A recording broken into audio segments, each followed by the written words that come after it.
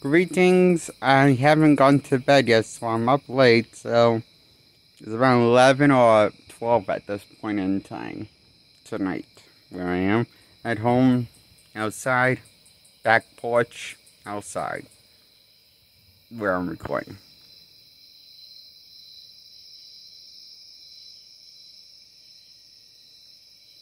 Forgives the sounds of nature.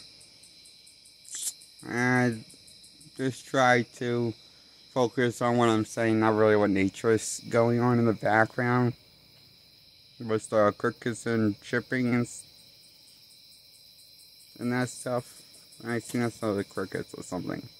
That's the sounds of nature. Okay. So, I'm reviewing the 1989 Batman flick from 1989, starring Michael Keaton.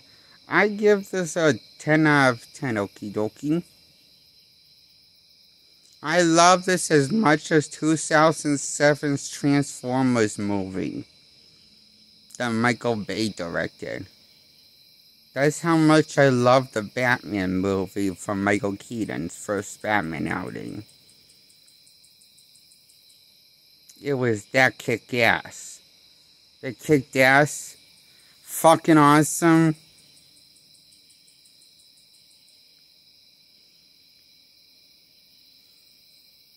Of a movie, you know? Of why I'm giving it a 10 out of 10.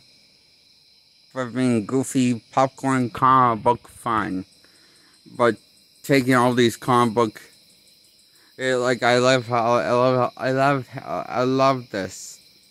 I love the comic book experience which this movie gave me.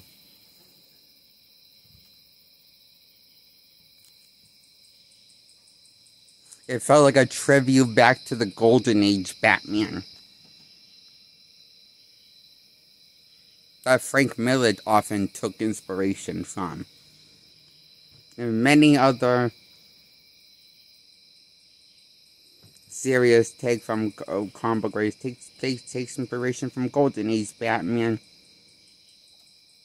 Even the great Frank Miller took inspiration from Golden Age Batman, but made it even more serious than ever, is what Frank Miller did and more modernize him.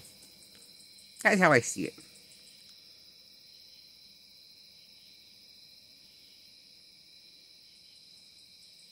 Because Silver Age Batman is more similar to what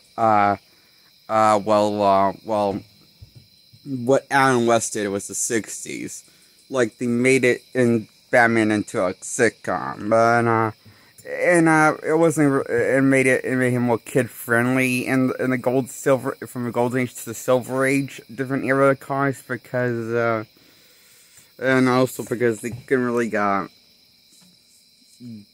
didn't have as much creative freedom because of the rating the comic book authority made them actually had dumb Batman down and kind of changed his character a bit. Fundamentally. Similar how he... Well, I guess, based off what I understand of Silver Age Batman, Silver Age Batman acts very similar to Alan West Batman.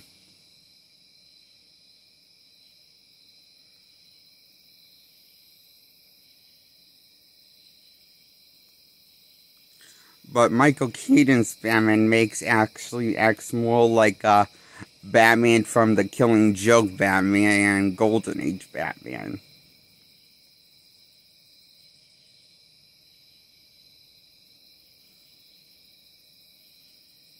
So I enjoyed this movie. I just wish Batman had more screen time than Joker did. Ended up having more screen time than Batman.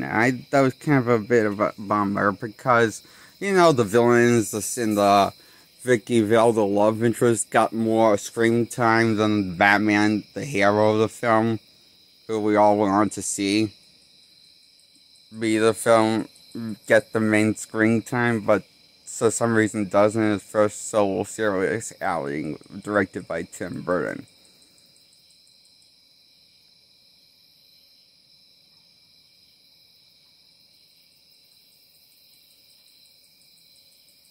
His first serious outing since the, well, Burton probably is not aware of the 40s. I don't blame Burton for not being aware of the 40s, run of Batman from back in the day that was a serious take on Batman before Burton's Batman happened.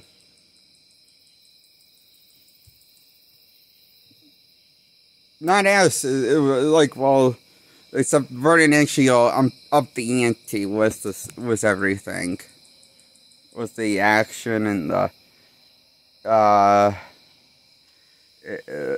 with action and everything. Pretty much was the spectacle of stuff.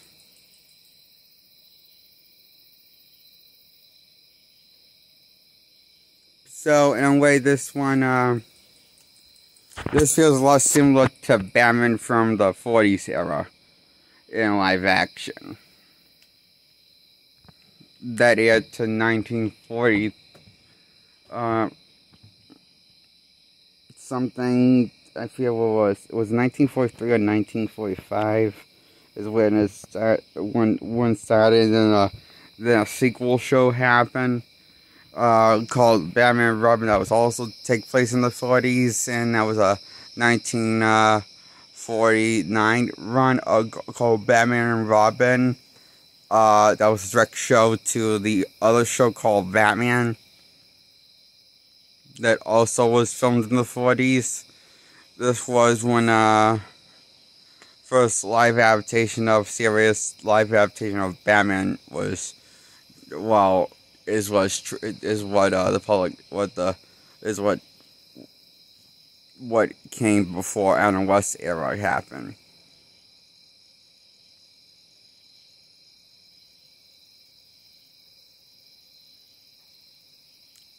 So the reason why I'm bringing this up is because I feel like this Batman that Keaton plays feels like a homage to the whole movie. Feels like, in a way, it feels like a big budget serious take on that's modernized with the modern filmmaking. Compared to this to the 1940s films run on Batman, black and white it was. I have the DVD collection of those shows I just mentioned in this video, so I enjoy those shows, Batman, Robin, and also the original Batman. And I also enjoy Batman, this movie called Batman from 1989. I give this a 10 out of 10. I'm just going to say I think this is still my favorite Batman movie and live action.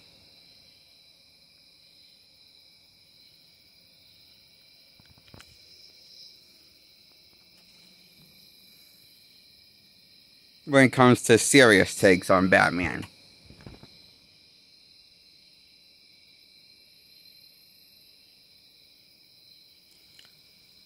My favorite, I think, funny take on Batman is either, it's probably Lego Batman.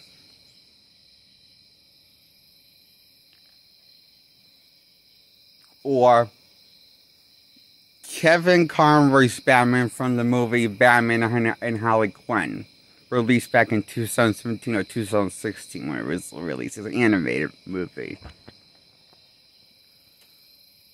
starring Kevin Conroy as Batman. and it's basically a raunchy comedy, but it takes place in the Batman animated series universe. But it's a R-rated raunchy comedy with Harley Quinn, and Nightwing and Batman. It basically feels like it feels and it's like a fine team up movie with them, where they're trying to like just save the world from Poison Ivy. Just trying to end up probably ending all life on scenarios thing, and I just realized I skipped the whole plot of the movie.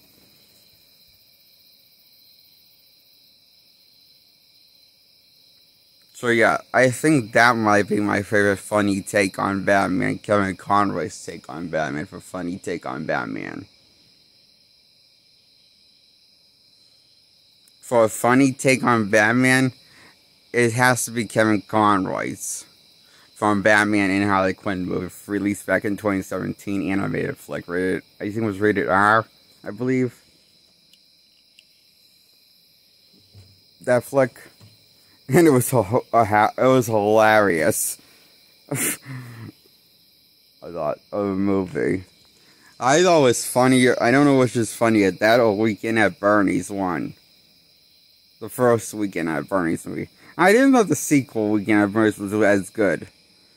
I think that this Batman and Harley Quinn movie that I just mentioned, talked about in this video, is better movie than Weekend at Bernie's one.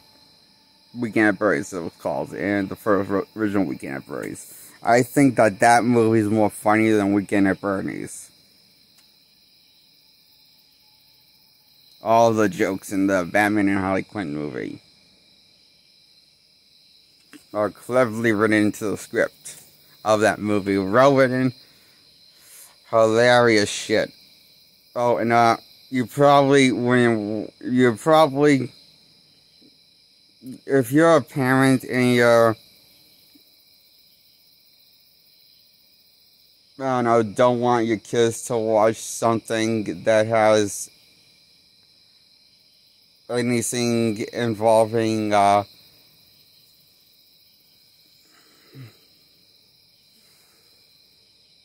sex or swearing and content within the movie,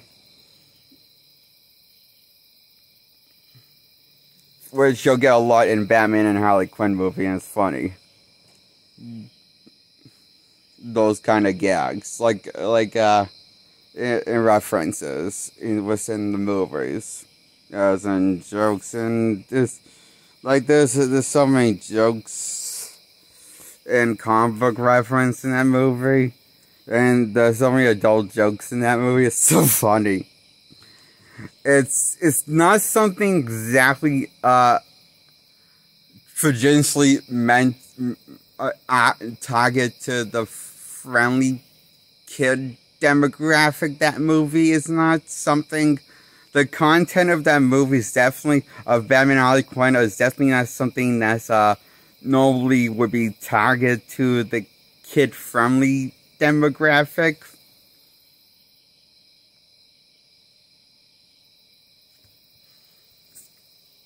Now I'm just saying that because I don't remember the rating of it. But that was a good classic movie. I give that a 10 out of 10 too. Batman and Harley Quinn. So my favorite live action serious take on Batman is Batman from 1989. In live action serious take is Batman from 1989. Michael Keaton's era. The second favorite Batman live action movie that's a serious take on Batman is called The Batman with Robert Pattinson. That's my second favorite Batman movie. Next to, but number one is still this one.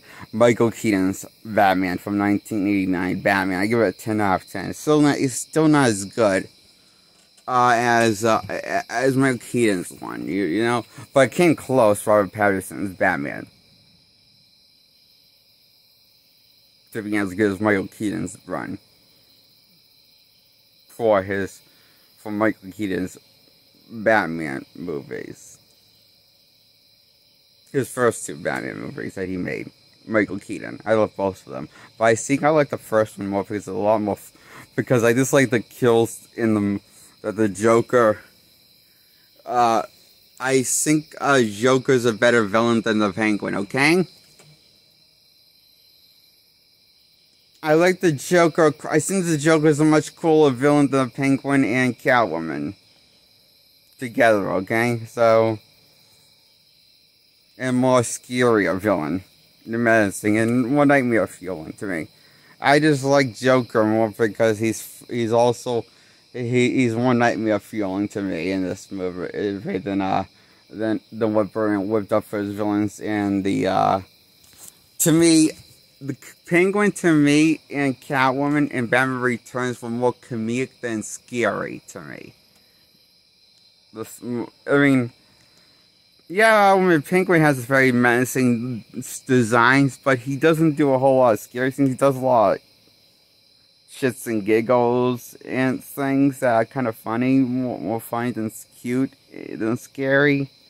I found, like, the fact that he bit someone's nose was in the content of the film, and he said gush, but I found that kind of a funny thing than more of a than scary. I found that funny than scary. But was it supposed to be funny or scary? I don't know. But I just found it funny as a kid, and still as an adult, that scene.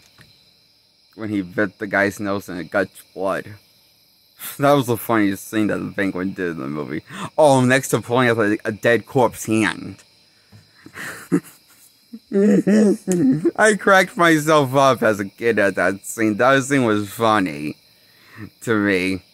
I just wish that the Joker was in this movie and teamed up with the Penguin and did some kidnap Walking Phoenix character together and teamed up and blackmailed them together to do whatever the fuck they wanted, fucked up shit they want to do.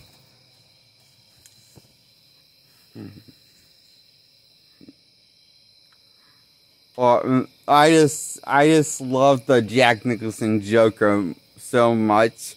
I wanted him to return for this movie. His character could have resurrected his character. I think Byrne could have made it make sense.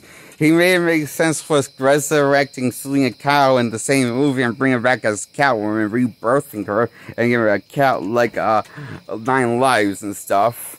And making her think that she's a cat and it was cat funs and cat drama and stuff. And dressing up as a cat leather suit. But she takes on the persona Catwoman.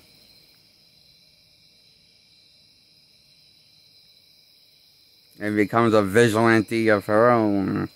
Basically.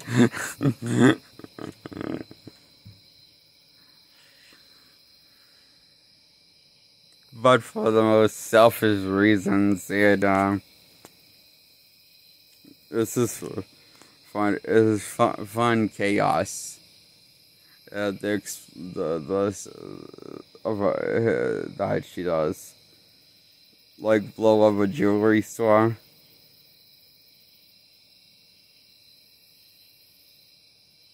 While exiting, and Batman and Penguin is viewing her, admiring how beautiful she is, clearly, and then the jewelry store blows up. Cool action. That happens after she exited it and rigged it to blow. And Batman Returns, 1992 flick, sequel to Batman 1989 flick.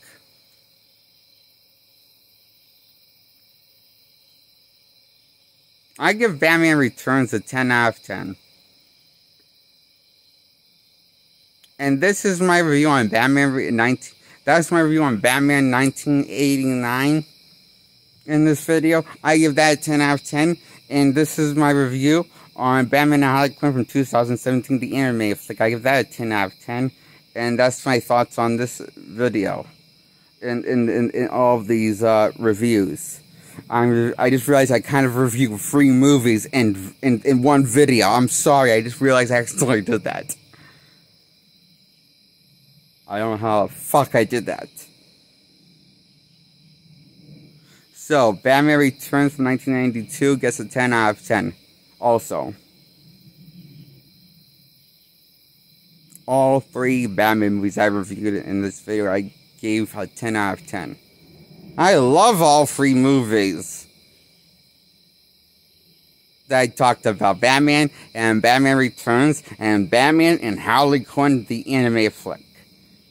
Starring Kevin Conroy as Batman. Rest in peace, Kevin Conroy. I'm going to miss him as Batman. I still miss him as playing Batman. Even the funny Batman he was good as. This one-time funny Batman that would call me Batman and Harley Quinn. He was so good in this movie, I thought. Still, the funniest part about the character was Batman, I think, because I was not expecting to be that funny in this movie. Kevin Conroy was funny in this movie. Got some funny shit to say. The whole cast in that movie. My favorite Batman movie is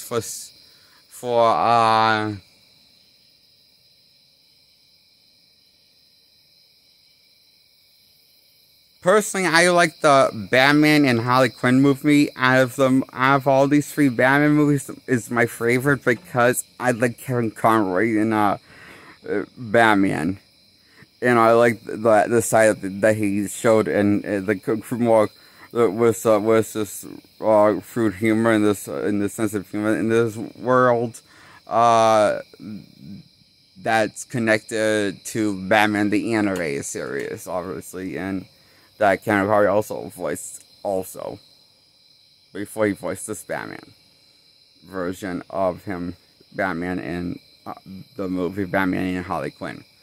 So I think my favorite Batman movie out of the 3 that I've reviewed is this one, Batman and Harley Quinn. That is my favorite out of the Batman movies I've talked about tonight. The top 3 that I reviewed tonight in this one video. Okay. That's my reviews on these movies. Goodbye, and subscribe, hit the bell first, hit the subscribe button second, hit the thumbs up to like this content, share my content, and like my older videos, hit the thumbs up on my older videos. When you check out my older videos, remember to check them out, and share my content, and check out my older content. Goodbye, good night, my audience, night night.